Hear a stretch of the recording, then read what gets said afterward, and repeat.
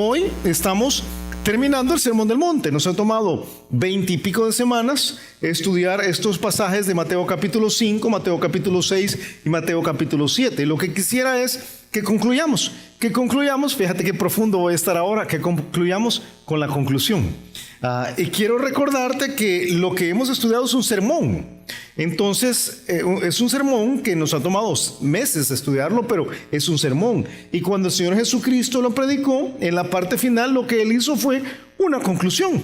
Entonces, lo que vamos a ver ahora es una conclusión muy simple. Realmente una conclusión que solo tiene un punto. Y yo te lo voy a dar en dos pedazos para que lo digieras un poco mejor. Pero la conclusión de Jesús es, si has escuchado estas palabras, tienes que tener una reacción, algún tipo de reacción. Si has aprendido algo, tienes que tener algún tipo de reacción. De hecho, si estás en Mateo capítulo 7, en el versículo 24, el Señor Jesucristo dice así, esta es la conclusión. Cualquiera pues que me oye estas palabras.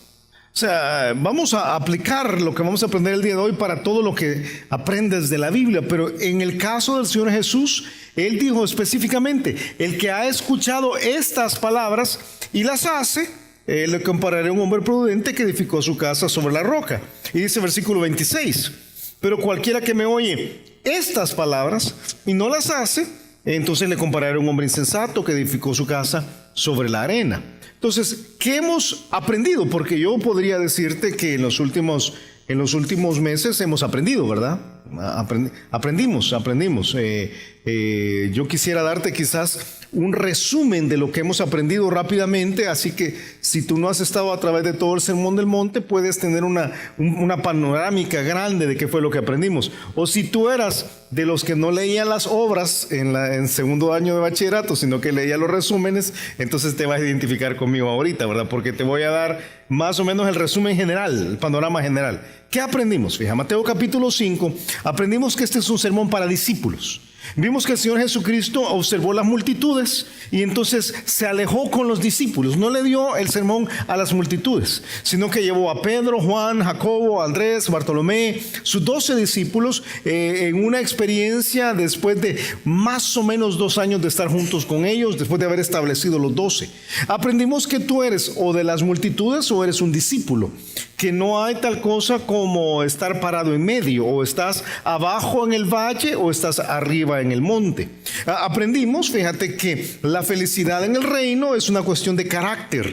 Él da un paquete de bienaventuranzas, que básicamente lo que quiere decir es felicidad. Y las bienaventuranzas no son comandos. O sea, nunca el Señor Jesucristo dice, tienes que ser humilde para ser feliz, sino que más bien las bienaventuranzas están dadas en formas de indicaciones, son indicativos. En otras palabras, si eres humilde, eres feliz. Eso es lo que está diciendo. En otras palabras, son los rasgos de nuestro carácter los que proporcionan la felicidad verdadera, independiente de tus circunstancias. Puedes estar en una crisis financiera, puedes estar en un problema en el hogar, puedes tener un problema grave de salud, y si tienes los rasgos de carácter debidos, entonces vas a tener felicidad. Bienaventurados los. Aprendimos que el Señor Jesucristo dijo que tiene estándares más elevados que aunque los del Antiguo Testamento. Él dice, algunos de ustedes piensan que yo he venido a abrogar la ley, pero yo no he venido a derogarla no he venido a abrogarla, he venido para hacer el cumplimiento de la ley. De hecho, dice, yo voy a colocar la ley, voy a tomar la ley, voy a explicar lo que quise decir allá en el Antiguo Testamento y voy a colocar estándares más altos. Y el resto del capítulo 5 aprendimos es una serie de 6, y fueron 6 mensajes, en el caso de nosotros, 6 indicaciones donde Jesús dice, oísteis que fue dicho tal cosa, pero yo os digo que el asunto funciona de otra forma. Por ejemplo, Mateo capítulo 5, si estás conmigo, en el versículo 21 dice, oísteis que fue dicho a los antiguos, no matarás, y cualquiera que matare será culpable de juicio. Pero yo os digo que cualquiera que se enoje contra su hermano será culpable de juicio. Y cualquiera que diga, etcétera, etcétera. Lo que aprendimos es, sí es cierto, es malo matar, pero en el estándar de Dios, en el estándar de Jesús, que son estándares más altos, es igual de malo ser una persona airada, enojada y estar constantemente enojado contra tu hermano. Yo pregunté cuando estudiamos esto, ¿cuántos aquí son enojados? Y me sorprendió ver la cantidad de personas que levantó la mano. Algunos hasta levantaron el puño, ¿verdad? Cuando pregunté, yo dije, qué bárbaros. Pero dice Jesús, hey, el estándar no es no matar. El estándar tiene que ver con tu carácter más profundo. Vimos en Mateo capítulo 5, versículo 27, oísteis que fue dicho, no cometerás adulterio. Y por supuesto la ley decía que el que cometiera adulterio indefectiblemente tenía que ser muerto. Pero el Señor Jesucristo dice en el versículo 28, pero yo os digo que cualquiera que mira a una mujer para codiciarla, ya adulteró con ella en su corazón. En otras palabras, el estándar no termina en no acabar físicamente en un adulterio carnal. Tú podrías decirme, no hemos llegado a nada, Julio. O sea, todo está a nivel de emociones. Y eso ese es el problema. El problema es la lealtad. El estándar de carácter no tiene que ver solamente con la fidelidad sexual, tiene que ver con el carácter de la persona. Si tú estás considerando, acariciando, aprendimos la posibilidad de llegar a algo con alguien, como nosotros decimos acá, has violado el alto estándar que Jesucristo pone. Aprendimos en Mateo 5:31 que cualquiera que repudie a su mujer, también fue dicho, cualquiera que repudie a su mujer, dele carta de divorcio. Es una referencia de Deuteronomio 24, aprendimos allá donde el Antiguo Testamento daba casi puerta abierta para el divorcio. Y Jesús dice, yo os digo que el que repudia a su mujer, a no ser por causa de fornicación, hace que ella adultere, y el que se casa con la repudiada comete adulterio. En otras palabras, el estándar de Jesús va más allá que la vida invivible. Algunos me dicen, la vida es invivible, yo me casé con el monstruo de la Laguna Negra, ese es tú, ¿verdad? El que sea, y separación de techo, lecho y mesa, y no sé qué más, incompatibilidad de caracteres. Y dice Jesús, no, nuestro estándar es otro. El estándar es que no se puede uno divorciar por estas causas. Tenemos otro estándar, solamente cuando hay infidelidad, y aún así después de haber agotado las circunstancias. Aprendimos en el versículo 33 que fue dicho a los antiguos, no perjurarás, sino cumplirás al Señor tus juramentos. ¿Te acuerdas que vimos cómo la Biblia no decía que no había que jurar, sino que no había que perjurar? Y era jurar para fortalecer tu compromiso, ¿verdad? Te lo juro. Y dice Jesús, nosotros estamos bajo otros estándares. El estándar de un hombre, de un creyente, es sí, no es no. Y no tienes por qué poner un juramento entonces. Porque tu carácter debe validar tu responsabilidad. Eres un hombre responsable porque estás en el reino. Eres una mujer responsable porque estás en el reino. No tienes que jurar. Es otro estándar, dice. Versículo 38. Oíste que fue dicho, ojo por ojo y diente por diente. Aprendimos que en el Antiguo Testamento, si alguien te sacaba un ojo, si alguien te tumbaba un diente, o si alguien te hacía cualquier cosa, te robaba la casa, te quemaba el negocio, entonces lo que podías hacer era ir delante de las autoridades y entonces poner una denuncia. Las autoridades venían, hacían la indagación, y si efectivamente comprobaban que la persona te había sacado un ojo, ellos podían sacar el ojo. Si te había tumbado un diente, ellos podían tumbarte el diente. Ojo por ojo, diente por diente, aprendimos, nunca es una alternativa para la venganza, siempre es una alternativa para la justicia. Pero viene Jesús y dice, pero nuestro estándar es diferente. Cuando alguien te hace algo, el estándar en el reino es que estés dispuesto a soportar, a tolerar. Entonces dice Jesús, pero yo os digo, no resistáis al que es malo. Antes a cualquiera que te hiere la mejilla derecha, vuélvele también la otra. Si alguien te pega de un lado, pon el otro. Y uno dice, eso no me gusta. Es otro estándar. Aprendimos, dice versículo 43, oíste que fue dicho, amarás a tu prójimo, aborrecerás a tu enemigo. Y aprendimos que en esa ocasión la Biblia no dice esto. Era un invento, una invención de los fariseos y los escribas. Dice Jesús, eso nunca fue dicho. Siempre en el Antiguo Testamento decía amar a los enemigos, y dice, yo sostengo ese estándar, un estándar elevado. Versículo 44, yo os digo, amad a vuestros enemigos, bendecid a los que os bendicen, haced bien a los que os aborrecen, y orad a los que por los que os ultrajan y os persiguen. Otro nivel de estándar. Aprendimos en el capítulo 6 que los motivos son tan importantes como las acciones. O sea que hacer todo esto con los motivos debidos es clave, y que los motivos saturan todo lo que haces. Aprendimos a orar con los motivos correctos para la gloria de Dios. Aprendimos a tratar con otros de la forma correcta y a manejar el estrés con la motivación correcta. Aprendimos que la clave del manejo del estrés está precisamente en tus motivaciones. Que si padeces de colitis, gastritis, ¿verdad? Y todas esas cosas, se te cae el pelo, se te caen los dientes y todo lo demás por el estrés, entonces probablemente necesitas revisar tus motivaciones. Ahí está aquel pasaje famoso de Mateo 6:33, mas buscad primeramente, ¿te acuerdas qué dice? El reino de Dios, que Dios gobierne sobre ti, que Él sea exaltado. Y todas las cosas serán añadidas. Todas las cosas te van a ser añadidas y van a venir por añadidura. Aprendimos en Mateo capítulo 7 cómo tratar a las personas y que hay un equilibrio, que no debes ser criticón, dice Jesús, y que debes tratar a los demás como te gustaría que te trataran. Pero ahí en el centro, entre esos dos versículos, nos advierte, hey, pero hay perros y hay cerdos, ¿te acuerdas? Entonces tienes que tener mucho cuidado en tu trato con otros, no seas ingenuo. Vive de la forma correcta, pero no seas ingenuo. Aprendimos que hay dos puertas, hay dos caminos y hay dos destinos. Que hay una puerta angosta que lleva a un camino angosto que lleva a la vida, y que hay una puerta ancha que lleva a un camino ancho que lleva a la perdición. Que la puerta angosta nunca lleva al camino ancho, y que la puerta ancha nunca lleva al camino angosto.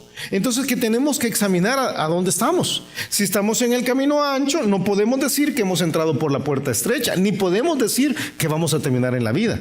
Si estamos en el camino ancho es porque hemos pasado por la puerta ancha y vamos a terminar en la perdición.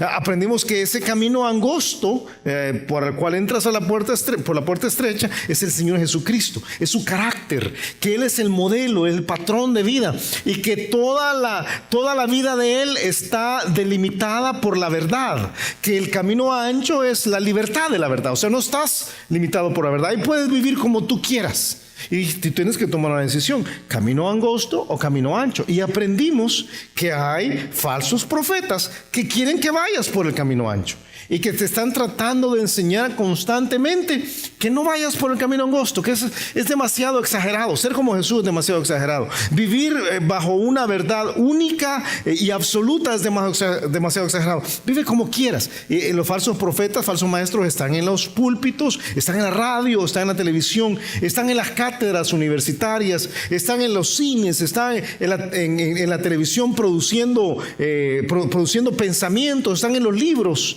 Y dice, ten mucho cuidado a quién escuchas, porque hay falsos profetas. Entonces, habiendo dicho todo esto, Jesús dice, ahora hay que tomar una decisión. Has oído todas estas palabras y ahora tienes que tomar una decisión. Y la decisión es, o escuchas todo esto y lo pones a funcionar, o escuchas todo esto y no haces nada. Realmente lo que te voy a enseñar esta mañana es muy simple. Es muy, muy simple. Es tu habilidad, es echar un vistazo a tu habilidad y a tu disposición a reaccionar de una forma sensata con la enseñanza que Dios te da. Fíjate, yo al estar preparando, recordé una historia que creo que fue Steve el que la contó hace unos años. Y si la escuchaste, vas a saber cómo termina la historia. Es de 3 hombres en un pueblo que van a cazar. Ahí va el médico del pueblo, va el maestro del pueblo y va el pastor del pueblo. Y los 3 van a cazar venados. Y los 3 van con su rifle. Dice que pasan todo el día buscando un venado que cazar y no encuentran nada. Hasta que ya hacia el final del día se aparece un venado atrás. Y los 3 levantan el rifle al mismo tiempo, cada uno su rifle, y los 3 disparan. Y disparan al mismo tiempo y el venado cae. Y entonces la pregunta es, ¿quién de los 3 lo mató? Y empiezan a discutir, ¿verdad? El médico dice, yo lo maté. Yo puse la bala con una precisión quirúrgica, ¿verdad? Yo sé exactamente cómo lo maté. El maestro dice, no, yo lo maté y fui yo, soy el más experimentado. El pastor un poco quizás, por lo menos, te la tenía que llevar de humilde. Dice, no, yo creo que yo fui el que lo maté. Están en esa discusión cuando aparece el guardabosque. Y el guardabosque les dice, ¿qué pasa? Y dice, bueno, tenemos una discusión de ver quién mató el venado. Dice el guardabosque, yo voy a ir a ver. Dice que va a ver el venado y lo examina desde allá. Dice, fue el pastor.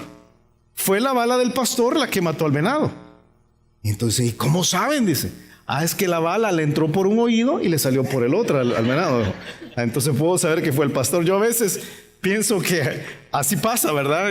Tú puedes escuchar lo que dice un pastor y por un oído te entra y por otro oído te sale. Y con mucho respeto al Señor Jesús es lo que va a decir. Él va a decir, el riesgo de todo esto que aprendimos es que por un oído te entre y por el otro oído te salga. Y dice, aquí hay que tomar una decisión. Y básicamente yo te planteo las dos opciones que él da. La primera opción es dar una respuesta inteligente a todo lo que escuchas. Bueno, fíjate, déjame leerlo. Mateo 7:24, ahora sí donde está nuestro texto. Cualquiera pues que me oye estas palabras y las hace, le compararé a un hombre prudente que edificó su casa sobre la roca.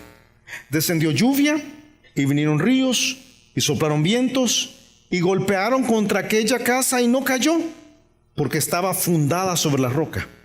Pero cualquiera que me oye estas palabras y no las hace, le compararé a un hombre insensato que edificó su casa sobre la arena. Y descendió lluvia y vinieron ríos, y dice el versículo 26, y soplaron vientos, versículo 27, y dieron con ímpetu contra aquella casa y cayó. ¿Y qué dice? Fue grande su ruina. Mira, vamos a partir es una analogía muy simple la que hace Jesús. Y me llama a mí la atención que dice, habla de cualquiera. Está hablando con Pedro, está hablando con Jacobo, está hablando con Juan y dice cualquiera. De hecho, la condición es cualquiera que oye y hace. Esa es la condición. Vamos a establecer la condición clara para nosotros, ¿verdad? Cuando habla de oír, el griego que utiliza acá el Señor Jesús es un término que también puede traducirse como entender. Y habla de conocimiento. El que tú escuches y todo lo que has aprendido estos últimos meses y entiendas de la mejor manera posible todo lo que Jesús dice es importantísimo. El conocimiento, fíjate, el conocimiento bíblico es indispensable para una vida en el reino, es indispensable. Pero escúchame, el conocimiento bíblico es insuficiente para la vida en el reino. Es indispensable, pero es insuficiente. O sea, tienes que conocer la Biblia, pero no es suficiente solamente conocerlo. El problema de muchos el día de hoy es que quieren llenarse de información la cabeza y quieren más conocimiento. Jesús dice, qué bueno el que conoce. Qué plano, ¿verdad? Allá en el Antiguo Testamento es Dios el que dice, mi pueblo fue destruido. ¿Por qué dice? Y yo te voy a decir algo, hay un problema grandísimo en quienes ignoran los principios bíblicos. Pero hay un problema más grande entre aquellos que ignoramos voluntariamente los principios bíblicos. O sea, tú aprendes el principio, lo entiendes. Tú sales de acá cada domingo y dices, yo entiendo. Ya entendí. Pero ahora tomas la decisión de no obrar en base a eso que entendiste. O sea, dice, por cuanto desechaste el conocimiento. No es que el conocimiento no estuviera al alcance de ellos, es que lo tenían, pero no lo querían, dice. Yo te echaré del sacerdocio y porque olvidaste la ley de tu Dios, también yo me olvidaré de tus hijos. ¿Sabes que la palabra que se traduce aquí como oír, también se puede traducir como obedecer, ahí en Hechos capítulo 4, y se puede traducir como entender en cuanto a comprensión de la mente? Has oído un montonazo de principios en el Sermón del Monte y creo que continuamente vas a la Biblia y entiendes. Ahora la gran pregunta es si eso que entiendes desemboca en una acción concreta, porque dices, ahora que entiendo que debo tratar a los demás de la forma que quiero que me traten, voy a hacer eso. Ahora que entiendo que no debo flirtear emocionalmente con alguien que no es mi pareja, ahora voy a obrar en base a esto. Dice, quien cumple esta condición, entonces yo voy a hacerle una comparación, dice, es un hombre prudente. Es un hombre prudente. El que entendiendo hace es un hombre prudente. Es bien interesante la palabra que se traduce como prudente allí. Es la palabra fronimo, que básicamente quiere decir es alguien sagaz, es sabio, es sensato, es cuerdo, es considerado, es analítico, es discreto, es inteligente. Yo te voy a decir algo de Villanueva. Villanueva, si eres un villanuevense de muchos años, ¿verdad? Hace años nos preguntaron, ¿y cuál es el objetivo de la iglesia? ¿Cuál es el grupo objetivo de la iglesia? Alguien nos preguntó y dijimos, no tenemos un grupo objetivo. O sea, nosotros queremos alcanzar a todo el mundo. No nos interesa alcanzar a alguien que sea rico o a alguien que sea pobre, a todo el mundo. Pero a través de los años hemos descubierto que hay algo que nos une. Mira los que están alrededor tuyo, por favor, mira a la persona que está alrededor tuyo, mírala sin ninguna pena. ¿Sabes qué? ¿En qué se parecen tú y esa persona? Tú dices, en nada. No. Hay algo que, si tú vienes a la iglesia constantemente, tú quieres entender lo que crees. Esa es la razón de ser de esta iglesia. Tú sales de aquí cada domingo y dices, ahora entiendo, ahora analizo. No solamente siento al Señor, sino que ahora entiendo. Y lo que nos conecta a todos nosotros es ese deseo por entender lo que creemos. Pero qué error es si solamente queremos entenderlo. Jesús dice, yo voy a comparar a esta persona con alguien, como alguien de vida nueva, que habiendo entendido lo que cree, entonces ahora va a decir, puso un cimiento. Y ese cimiento construyó su casa sobre la roca. Es bien interesante, si estás en Mateo capítulo 7, dice que le compararé a un hombre prudente que edificó su casa sobre la roca. A mí me llama la atención lo que no dice. Fíjate, no habla mucho de la casa. No habla mucho de la casa. La casa en la Biblia es una familia. De hecho el mismo término en griego sirve para las dos cosas, para familia o para tu casa, tu edificación. En el Antiguo Testamento muchas veces habla de que una casa es la sabiduría donde tú moras. Ahí has puesto tu casa, donde están todos tus pensamientos, todo tu sistema de valores. Por eso allá en Proverbios te voy a mostrar unos momentos que dice que la sabiduría edificó su casa. Eso es una casa, pero aquí Jesús no pone mucho énfasis en la casa. ¿Cómo es la casa? Realmente el énfasis va a estar puesto en el cimiento, porque casas hay diferentes. Si examinamos la vida de cada quien aquí es distinta.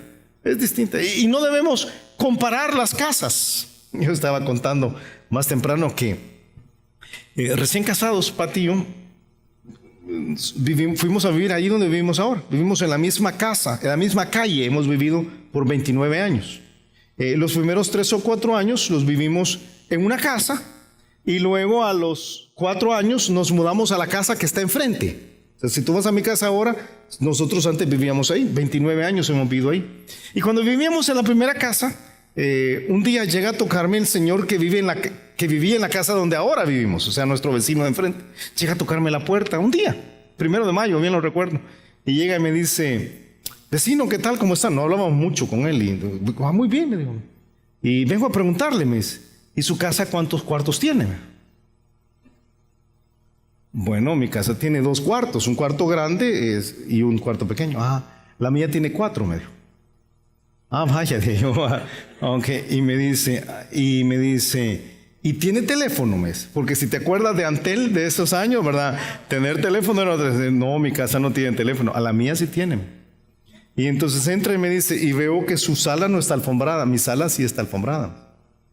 Y yo para ese momento estoy diciendo, ¿qué le pasa a este bayunco, verdad? Y me dice, ¿y usted no tiene cisterna, verdad? Yo he visto que no tiene, no tengo cisterna. Yo a veces lo veo entrar aquí con las pichingas de agua. Y mi casa sí tiene cisterna y tiene portones. Y entonces yo a esas alturas estaba así con ganas de darle un puñetazo en la nariz, ¿verdad? Yo digo, ¿y qué le pasa? Entonces me dice, es que fíjese que nos vamos a ir a vivir fuera del país. Y entonces usted alquila acá, ¿verdad? Sí. Entonces queremos alquilar la casa por lo que usted pague aquí, pero pásese a vivir con nosotros, ahí donde nosotros. Y así fue que nos cambiamos de casa y con los años terminamos comprándonos la casa. Pero yo a menudo he pensado en gente que es así. ¿Y tu casa cómo es? ¿Y tu vida cómo es? La mía es de tal forma. ¿Y tú ya estudiaste? La mía es de tal otra. ¿Y tú has viajado? No, yo soy de otra manera. Y estamos comparándonos todo el tiempo. ¿Sabes qué dice Jesús? Ni hablemos de la casa. Porque la casa puedes hacer la casa que querrás. Hablemos del cimiento. Hablemos de qué tiene debajo la casa. La analogía de Jesús no es el tamaño de la casa, ni la belleza de la casa. La analogía de Jesús es la calidad del cimiento. Y dice, el hombre prudente construye sobre la roca. Ahora, antes de que te explique qué es la roca, solo déjame terminar la analogía lógica. Poner la casa sobre la roca es difícil. ¿O es fácil? Es picar. Eso es taladrar, es abrir un hoyo ahí adentro. No es sencillo. Por eso la mayor parte de personas como vas a ver en unos momentos, deciden no poner la casa sobre la roca. ¿Quién es la roca? La roca, dice la Biblia, Proverbios 9 habla de que la sabiduría es esa casa, ¿verdad? Que labró sus 7 columnas. Pero la roca es Dios, dice Deuteronomio 32. Él es la roca cuya obra es perfecta, porque todos sus caminos son rectitud. Dios de verdad y sin ninguna iniquidad en él. Es justo y recto. En el Nuevo Testamento dice que la roca es Jesús. Dice 1 Corintios 10:4 que todos bebieron la misma bebida espiritual porque bebían de la roca espiritual que los seguían. Y la roca, dice, era Cristo.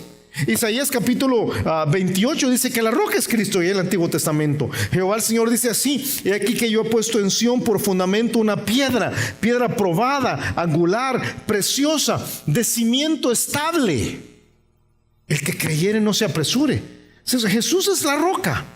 Fíjate, algunos acá, dice Jesús, escuchan el mensaje, entienden el mensaje y salen para poner el mensaje en práctica.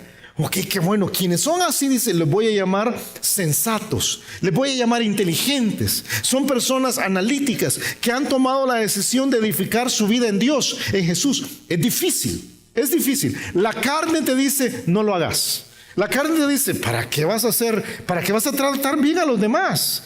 La carne te dice, ¿para qué vas a aguantar más a tu pareja?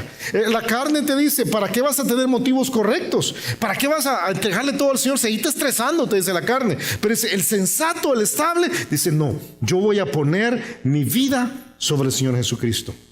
Y algunos aquí son sensatos, son inteligentes, ¿verdad? Y dice Jesús, la clave va a ser cuando comprobemos a dónde pusiste tu casa. Porque cualquiera puede decir, yo estoy construyendo mi casa sobre la roca. Al fin y al cabo, el cimiento está debajo, no se ve. Hasta que viene la tormenta. Jesús dice así, mira, Mateo capítulo 7, versículo 25. Dice, descendió lluvia y vinieron ríos y soplaron vientos y golpearon contra aquella casa. Ahora, tú me dices, ¿qué son los ríos, los vientos, Julio? ¿Cuál es y pudiéramos entrar, yo te pudiera dar toda la enseñanza. Que la lluvia es la doctrina, dice el Antiguo Testamento, y que los vientos son las pruebas, y que los ríos, y pudiéramos cualquier cosa. Solo déjame hacerlo más simple para ti esta mañana. Toda esta combinación de una tormenta grande se llama turbión. Tú pensabas que tu jefe era turbión, pero no. Es una tormenta grande, tremenda que viene. Y dice Jesús, todas las casas eventualmente pasan por un turbión. Y ahí se ve a dónde están construidas. Ahí se ve. ¿Qué es ese turbión? Bueno, son los conflictos acá en la vida. Y ese turbión es la forma de analizar sobre qué edificaste tu casa en la eternidad. Es el día malo, si quieres llamarlo así. Es cáncer en algunas ocasiones. Es un conflicto que casi se acaba el matrimonio en otras situaciones. Son 2 años sin trabajo en un momento de crisis. Es un problema en la universidad donde en el último momento no te vas a poder graduar porque alguien te hizo una jugadita. Es el momento de crisis. Y entonces allí se ve a dónde está construida tu casa. Aquí el domingo todo el mundo parece que tiene su casa sobre la roca. Pero la realidad de la vida prueba otras cosas. Si tu casa, si tu vida, si tú moras sobre el Señor Jesucristo, cuando venga la crisis, ahí se va a ver.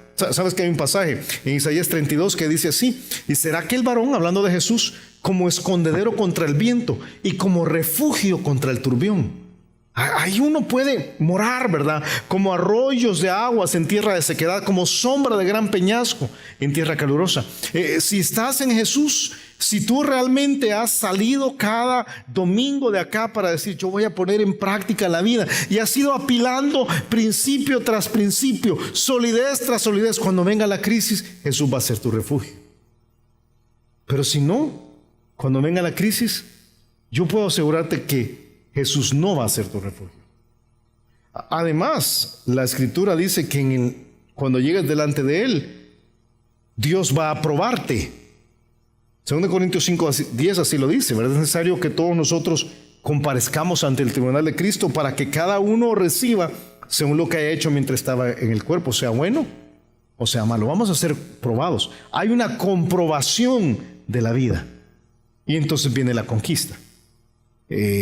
Si eres uno de los cualquiera que ha sido prudente, escuchando la palabra y poniéndola en práctica, entonces has edificado tu casa sobre Dios. Y cuando venga la crisis, te vas a mantener. Pero si no viene la crisis, entonces la situación va a ser terrible, va a ser la segunda actitud.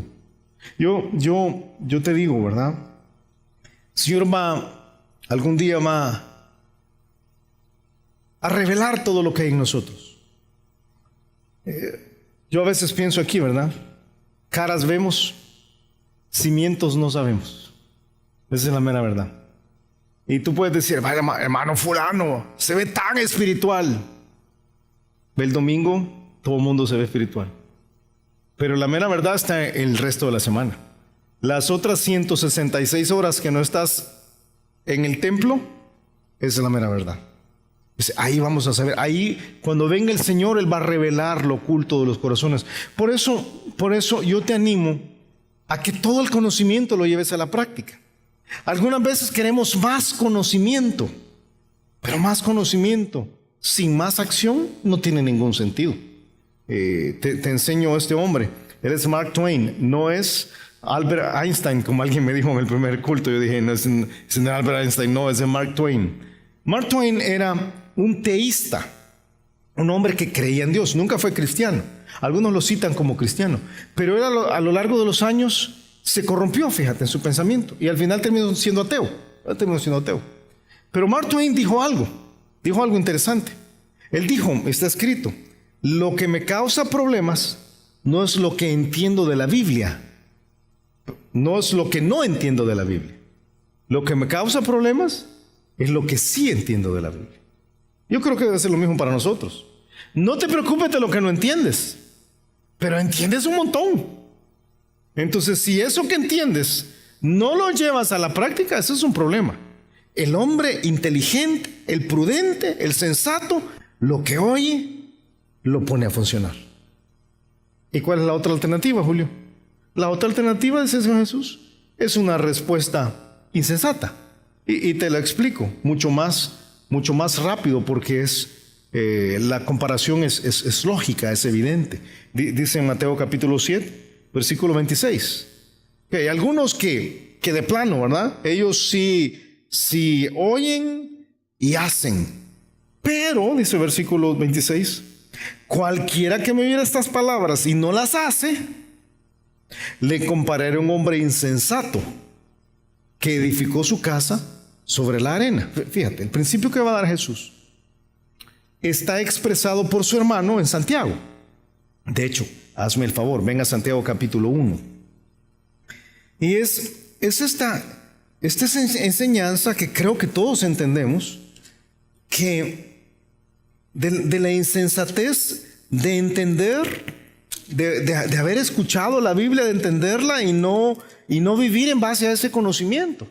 Que creo que es lo que nos pasa a muchos cristianos. Yo te puedo decir, por lo menos de quienes viven aquí a Villanueva, yo trato de asegurarme, y te hablo de parte mío, de parte de Steve, de parte de todos los que ocupamos este púlpito, cada domingo en la mañana, cada jueves en la noche, cada viernes en la noche, uno de mis objetivos es que te quede a ti clara la Biblia. Yo puedo ver a veces cuando estoy enseñando la cara de algunos que dicen, así como, ya entendí, ok, pero hasta ahí llega.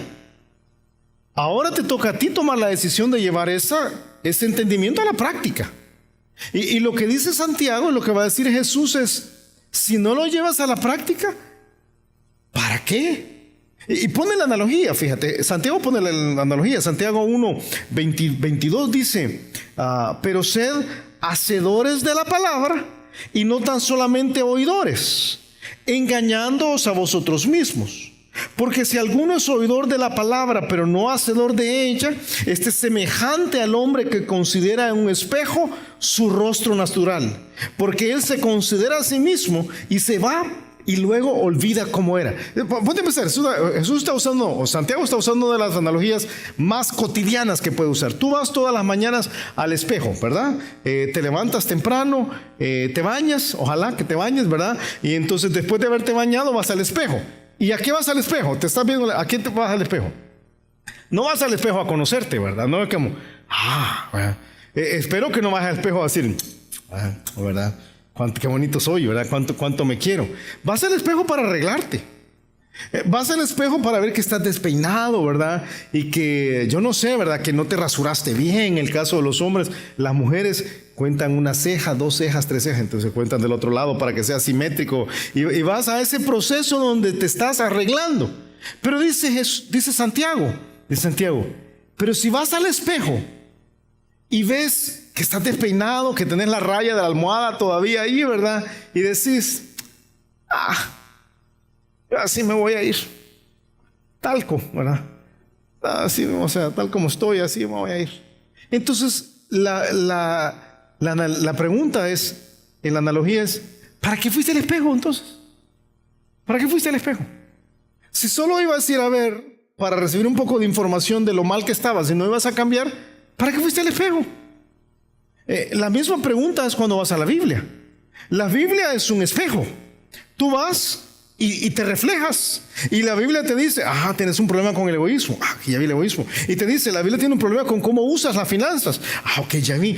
No eres generoso, debes ser generoso. Ok, ya lo entendí. Y la Biblia te dice, tienes un problema de motivaciones. Ya lo entendí. Pero después dices, yo voy a seguir normal. Entonces la pregunta es, ¿para qué fuiste a la Biblia? ¿Para qué fuiste al espejo si no ibas a cambiarte? ¿Para qué fuiste a la Biblia, que es un espejo de tu alma, si no ibas a hacer la reparación? Jesús va a usar el mismo principio. Va a decir, cualquiera que me oye estas palabras y no las hace. Y fíjate, va a ir por el mismo proceso. La condición una vez más es cualquiera, allá en Mateo capítulo 7, si estás conmigo, ¿verdad? Solo que en esta ocasión no es cualquiera que entiende, es cualquiera que entiende y decide actuar en contra de esto. O sea, tú entiendes claramente y tomas la decisión de desechar ese conocimiento.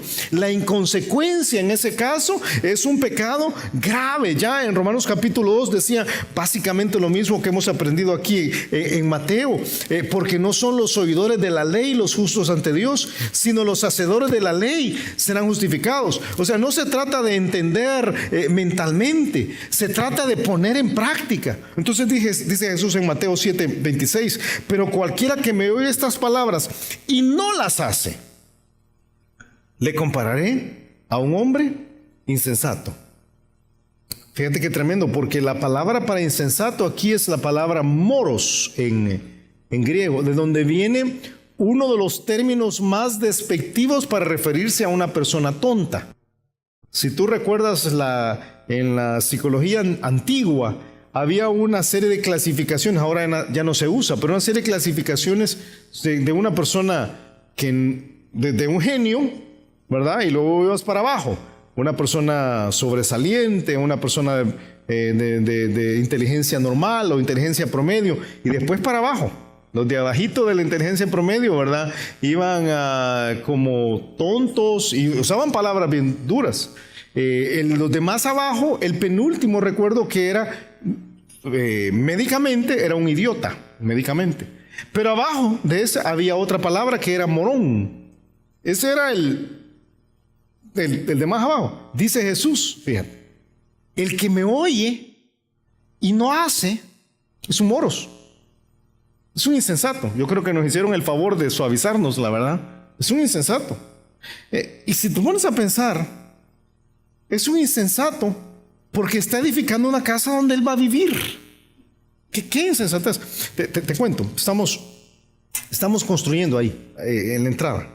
La iglesia está construyendo un pequeño edificio. Va a haber un área de juegos arriba para niños, oficinas, aulas en la parte de abajo. Y entonces, por supuesto, vamos a OPAMS y a toda la parte de ingeniería de este país y nos da un código para diseñar el edificio. Damos el código al ingeniero estructural y entonces nos da a construir unas zapatas, o sea, pone unas zapatas, ¿verdad? Tanto cuando yo fui a ver allí dije, ¿qué vamos a hacer un edificio de 30 pisos? Porque unas zapatas caras, muy caro allá adentro. Ahora, yo podría decir al arquitecto, mira, no pongas unas zapatas tan caras, haz las zapatillas mejor, ¿verdad? O para ahorrarnos plata, chancletas que sean de zapatillas. Pero yo voy a tener mi oficina ahí. Yo sería un tonto si yo digo, no, volarle a las zapatas. No importa, no gastemos ahí. Porque en el primer terremoto, que yo esté ahí, me voy a acordar que yo socavé las zapatas. Jesús está diciendo eso. Hey, el que edifica una casa, la casa donde él va a vivir, y la pone en un cimiento que no es estable, le va a caer encima la casa. Eso no es tan sensato. Si tú oyes constantemente que debes, por ejemplo, no debes ser criticón y que debes tratar bien a los demás, pero regresas a tu casa y criticas a tu esposa, criticas a tu hijo, criticas a tu mamá, criticas al vecino, criticas a los demás, la casa te va a caer encima. No es muy sensato. Eso es lo que está diciendo. Al final, ¿quién va a terminar pagando el precio? Eso es tú, pero hay una cosa más. OPAMS vino a revisar las zapatas. O sea, los de OPAMS vinieron a decir, sí, de plano, lo pusieron. A nosotros nos van a revisar la vida también. O sea, no solamente es insensato que vivamos en contra de las instrucciones de la Biblia, es falta de temor cuando sabemos que nos van a revisar y no nos preparamos. El libro de Proverbios dice, fíjate, Proverbios 23:9, no hables a oídos del necio, porque menospreciará la prudencia de tus razones. Y algunos son necios. Han escuchado del Espíritu Santo la prudencia de las razones y dicen, no, prefiero que no. Y no es que no entiendas. Proverbios 29 lo dice de otra forma, 29:19. El siervo no se corrige con palabras, porque entiende. ¿Y qué dice? ¿Sabes qué estaba diciendo ahí? Al siervo, pues, esclavo del Antiguo Testamento, hay que darle. Porque ese no entiende. No, sí entiende, dice. El problema no es que no entienda. El problema es que no hace caso. Ese es el problema de algunos hijos, ¿verdad? Entonces, ¿ya entendiste? Sí, papá. Bueno, pero entonces, ¿por qué no haces caso? Hay que darle. Eso es lo que dice. Hijos. Eso es lo que está diciendo el pasaje. El pasaje está diciendo, hey, es un problema de la voluntad.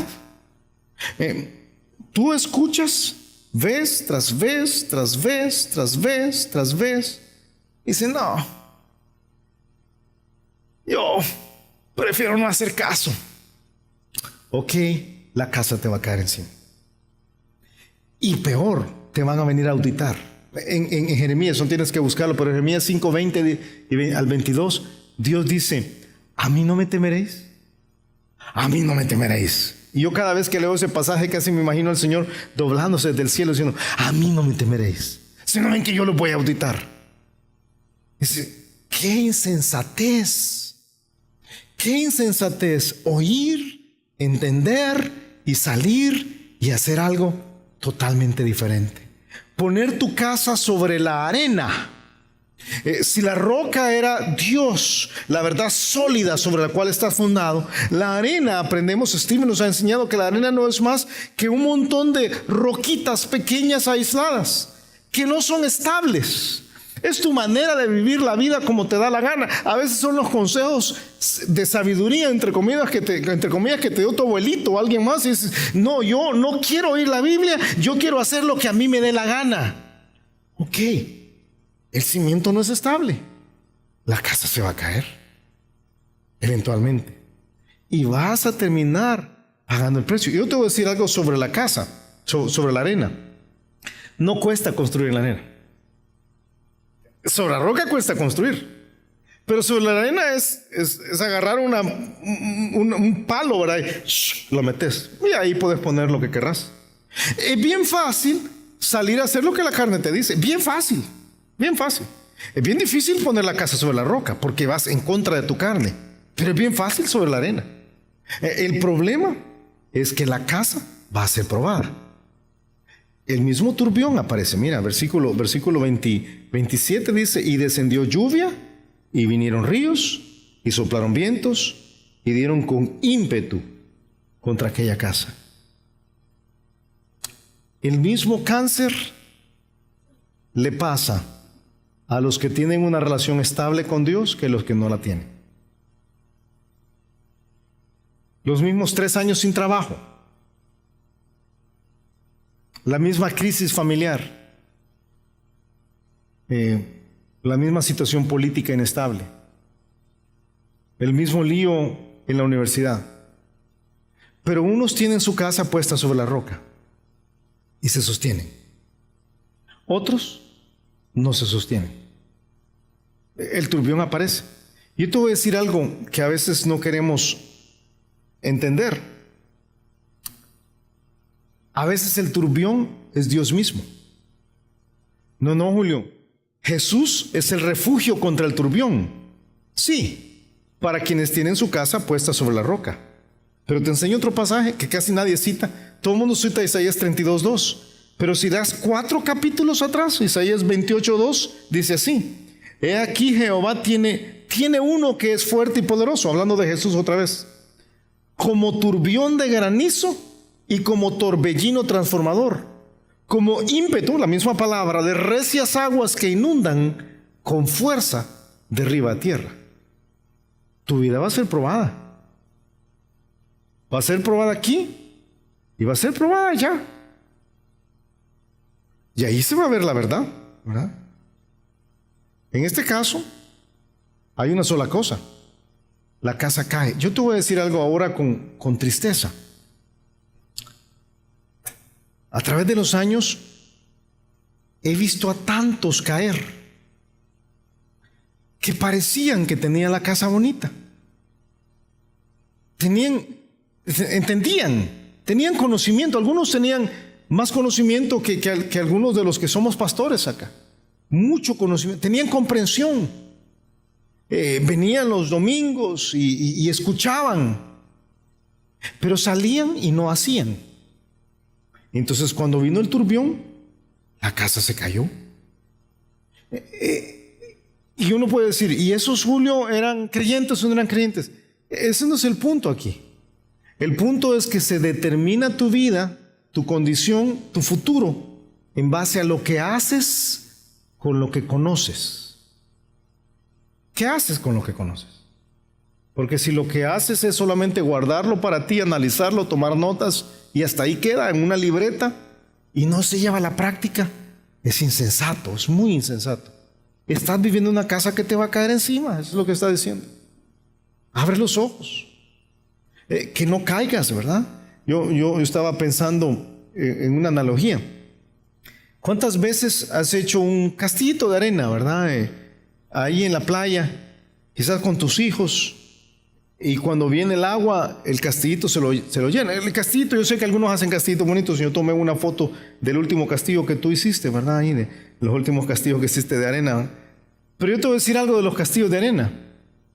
Por bonitos que sean, lindos, grandes, pero viene el agua y se los lleva. Tu casa, ¿cómo la diseñes? Tu vida, ¿cómo la diseñes? Ahí puedes armar un edificio, lo que sea, pero si no tiene el cimiento correcto,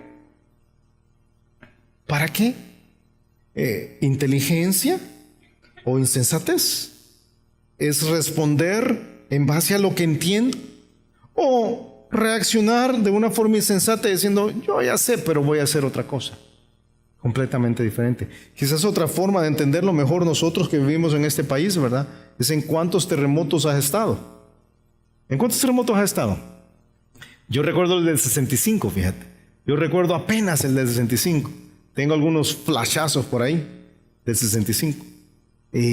Pero después en el 86 y después en el de enero del 2001 y después en febrero del 2001, y dicen que a saber cuándo el próximo, pero si tú has estado en un terremoto, sabes que todo depende del cimiento de la casa. Y alguien podría decir, Julio, pero ahora las casas no se caen como antes. Aquí están unas fotos de terremotos de 1917. Cuando temblaba aquí se caía todo. Yo creo que eso fue el mismo año que hubo erupción en el volcán. Entonces se caía todo. Claro, porque las casas antes eran de bareque. Ahora ya aprendimos Ahora Pams nos hace poner zapatas bien profundas para que la casa no se caiga. Y entonces, ahora sería muy insensato. Imagínate que yo te dijera, ya estoy cansado de vivir en esa casa y me he conseguido mi terrenito. Entonces, Pati y yo vamos a construir una casa y la vamos a hacer de bareque.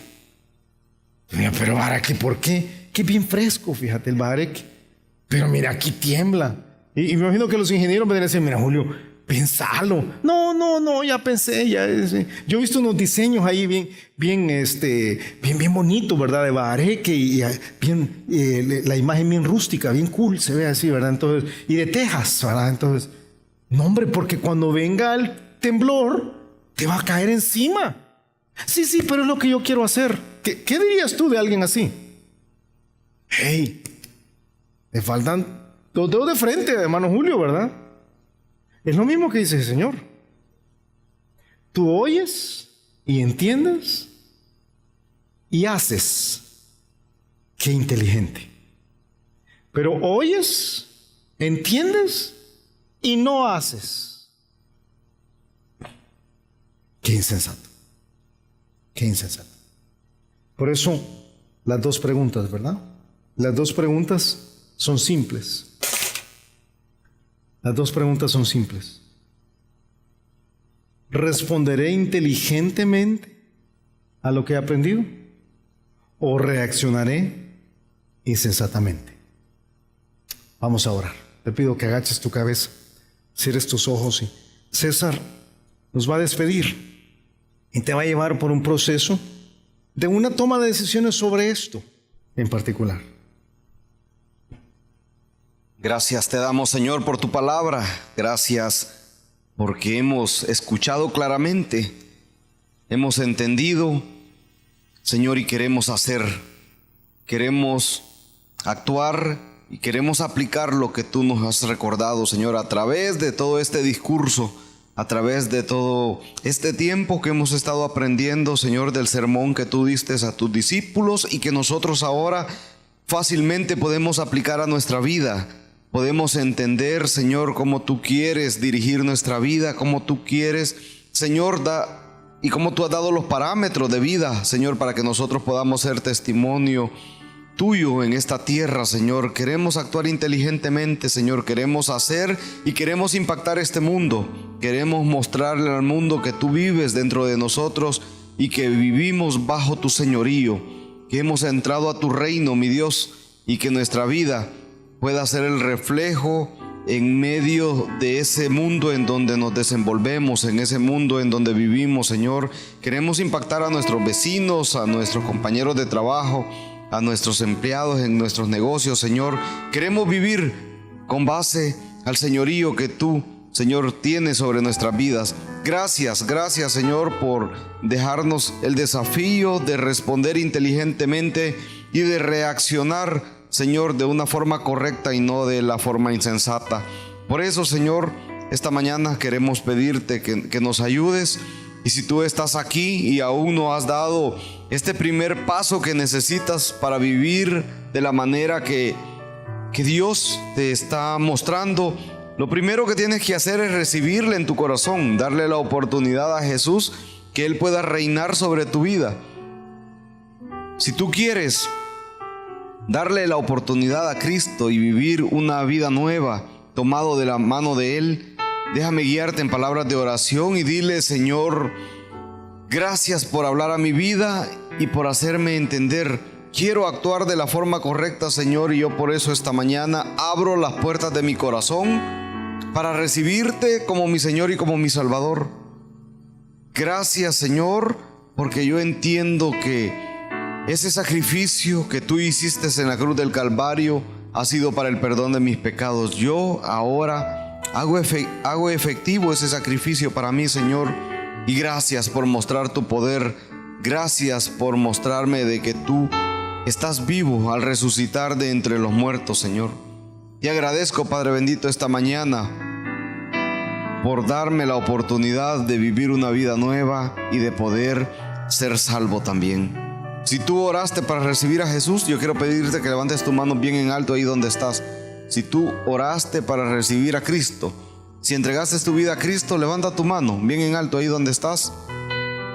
oraste para vivir una vida nueva tomado de la mano del Señor. Señor, te queremos pedir que como iglesia, Señor, como tu cuerpo, nos ayudes a poder aplicar todos estos principios que hemos aprendido a través del Sermón del Monte. Señor, queremos pedirte que nos ayudes a mantener fresco, Señor, cada cosa que nos haga.